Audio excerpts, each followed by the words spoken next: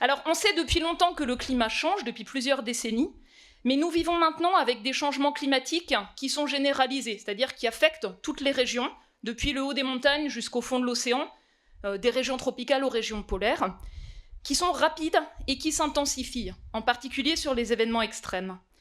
Les changements avec lesquels nous vivons sont sans précédent sur des échelles de temps très longues, des milliers d'années. Alors, ces changements, on les observe partout. On les observe dans l'atmosphère, plus d'humidité, une température qui augmente près de la surface. On les observe dans l'océan, des océans plus chauds qui s'acidifient. On les observe par un dégel visible des zones enneigées et englacées. Et on les observe aussi au-dessus des continents. Et cela affecte et met en mouvement les êtres vivants au-dessus des continents et également dans l'océan. Et cela nous affecte directement et indirectement.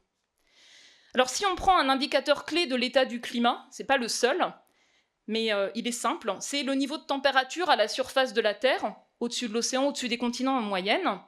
On peut l'estimer depuis les années 1850 et le reconstituer pour des périodes plus anciennes. Et beaucoup des caractéristiques d'un climat qui change dépendent en fait de ce niveau de réchauffement planétaire. Notre période de référence, c'est 1850-1900. Chacune des dernières décennies a été successivement la plus chaude depuis le début de ces mesures, et on en est sur la dernière décennie à 1,1 degré de plus que le climat pré-industriel. Et puis, si on prend en compte les facteurs naturels, l'activité du soleil, l'activité des volcans, vous voyez que si on n'avait que ça, on aurait eu une évolution assez plate. Ça n'explique en rien le réchauffement observé. Mais si par contre on prend l'ensemble de l'activité humaine, les rejets de gaz à effet de serre qui piègent de la chaleur, l'effet parasol des particules de pollution, la manière dont on a changé la surface des continents, quand on le prend en compte, on simule un réchauffement qui est comparable à celui qui est observé. C'est l'un des éléments qui nous permet de conclure que l'influence humaine est le facteur déterminant du réchauffement climatique. Et puis on peut prendre du recul, par exemple sur 2000 ans, et vous voyez que les dernières décennies sortent complètement en vitesse, en amplitude, des variations naturelles du climat sur plus de 2000 ans. L'ampleur des changements qu'on observe sont de fait sans précédent sur des échelles de temps de siècles à milliers d'années. Nous brûlons des énergies fossiles, charbon, pétrole et gaz. Le niveau de CO2 dans l'atmosphère monte vite. Il atteint un niveau plus élevé depuis plus de 2 millions d'années. Le niveau des mers monte, et il monte à un rythme de plus en plus rapide. L'océan gonfle, les glaciers fondent, et depuis 30 ans, le Groenland et l'Antarctique perdent de plus en plus de masse.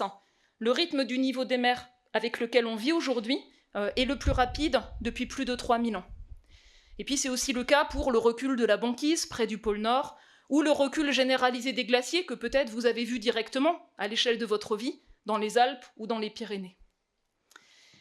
Si on prend le réchauffement qui est observé, c'est la barre grise, environ 1,1 degré depuis la période pré-industrielle.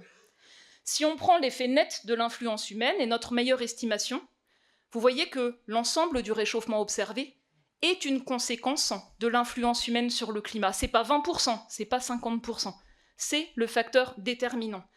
Avec l'effet réchauffant des gaz à effet de serre, en partie masqué par l'effet refroidissant des particules de pollution qui sont émises également quand on brûle des gaz à effet de serre et qui sont néfastes pour notre santé. Bien sûr, on prend en compte l'activité du soleil, l'activité des volcans, et puis la variabilité spontanée du climat. Ça joue d'une année à l'autre, ça joue à l'échelle régionale, ça joue à l'échelle d'une dizaine d'années souvent, à l'échelle régionale, mais ça n'explique en rien une tendance observée à l'échelle du siècle. Nous avons une compréhension de plus en plus fine du poids de chaque facteur dû aux activités humaines, et même du poids de chaque secteur d'activité, par des composés qui ont une durée de vie courte dans l'atmosphère et d'autres qui ont une durée de vie plus longue. Les deux facteurs qui pèsent le plus, c'est le rejet de dioxyde de carbone. 80-90% de ça, c'est parce qu'on brûle du charbon, du pétrole, du gaz. Le reste, c'est parce qu'on détruit des forêts, des zones humides. Le deuxième facteur le plus important, ce sont les rejets de méthane. Ça a augmenté fortement ces dernières années et c'est tiré à la hausse par les fuites du secteur des énergies fossiles et également certaines activités agricoles, en particulier à l'échelle planétaire, l'augmentation des cheptels de ruminants. Et puis quand on fait un diagnostic aspect par aspect, on voit que l'influence humaine sur le climat, c'est le facteur principal de beaucoup de caractéristiques, du réchauffement, de l'acidification de l'océan, de l'augmentation du niveau des mers, de l'allongement de la saison de croissance des plantes, quand le climat est plus chaud, du dégel des sols gelés, du recul de la banquise arctique ou de la fonte des glaciers. Et puis ça contribue à renforcer la quantité de vapeur d'eau dans l'atmosphère, changer la circulation de grande échelle de l'air, diminuer l'enneigement au printemps à nos latitudes, ou bien ça modifie également la répartition des précipitations. Donc il est incontestable que les activités humaines sont à l'origine du changement climatique avec lequel nous vivons. Et on a également une vision plus claire de son rôle, pas uniquement sur des tendances graduelles, mais aussi sur l'augmentation de l'intensité et de la fréquence d'un ensemble d'événements extrêmes qui, lorsqu'ils dépassent des seuils de tolérance, pour la nature, pour nos sociétés, nos infrastructures, sont à l'origine d'impacts. On a, du fait de l'influence humaine sur le changement climatique, à l'échelle globale comme en Europe, une intensification d'extrêmes chauds plus fréquents, plus intenses. Une intensification dans la plupart des régions continentales des événements de fortes précipitations.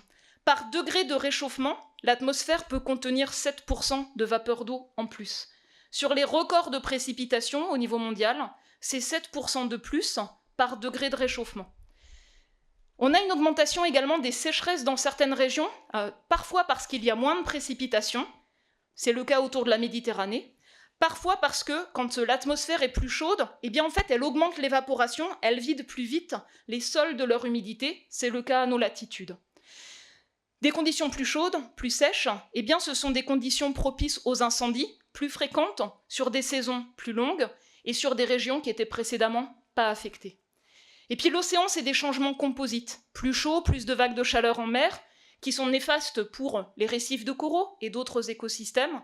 Un océan qui s'acidifie en stockant un quart de nos rejets de gaz à effet de serre. Un océan qui se mélange moins bien, qui perd de l'oxygène.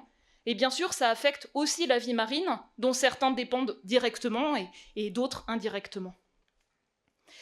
Notre constat, il est qu'à moins d'une réduction immédiate, rapide et à grande échelle de rejets de gaz à effet de serre dans le monde, on n'arrivera pas à tenir l'un des objectifs de l'accord de Paris sur le climat, qui est de limiter le réchauffement à un niveau très proche de 1,5 degré.